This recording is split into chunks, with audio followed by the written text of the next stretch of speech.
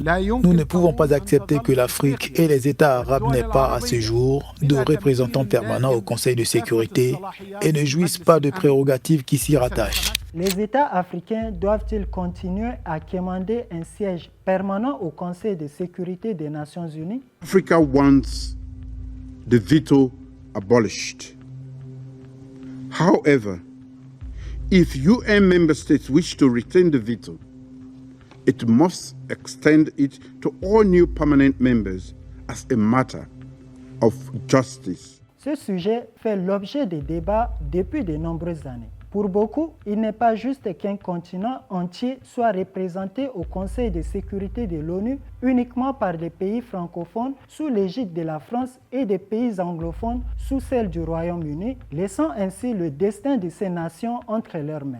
Dans l'aspect politique, de nombreux dirigeants africains ont exprimé leur souhait d'une meilleure représentation, notamment le président sud-africain Ramaphosa, qui souligne que placer la sécurité mondiale entre les mains de quelques pays, alors que la grande majorité subit les conséquences de ces menaces, est injuste, inéquitable et insoutenable. Dans la même ligne politique que Ramaphosa, le président du Kenya, Ruto, insiste sur la nécessité de considérer l'absence de représentation permanente de l'Afrique au Conseil de sécurité comme une question de justice dans le cadre des réformes en cours aux Nations Unies.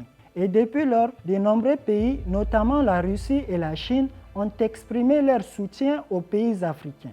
Récemment, les États-Unis ont également souligné l'importance de cette question, mais ont précisé qu'ils ne seraient pas prêts à accorder le droit de veto. En d'autres termes, n'est-ce pas comme dire « nous vous acceptons, mais vous ne serez que des spectateurs ». En effet, c'est le cas. La plupart des pays détenteurs du droit de veto sont ceux qui ont remporté la Seconde Guerre mondiale et aucun pays africain n'en fait partie. Il semble donc que ce système soit conçu pour un groupe restreint de pays, seuls habilités à décider de ce qui est bon ou mauvais pour le reste du monde. Il est pour le moins discutable qu'un continent aussi vaste que l'Afrique doive tant se battre pour obtenir une place au sein du Conseil de sécurité de l'ONU. Enfin, l'Afrique possède une richesse de ressources naturelles et un potentiel démographique considérable.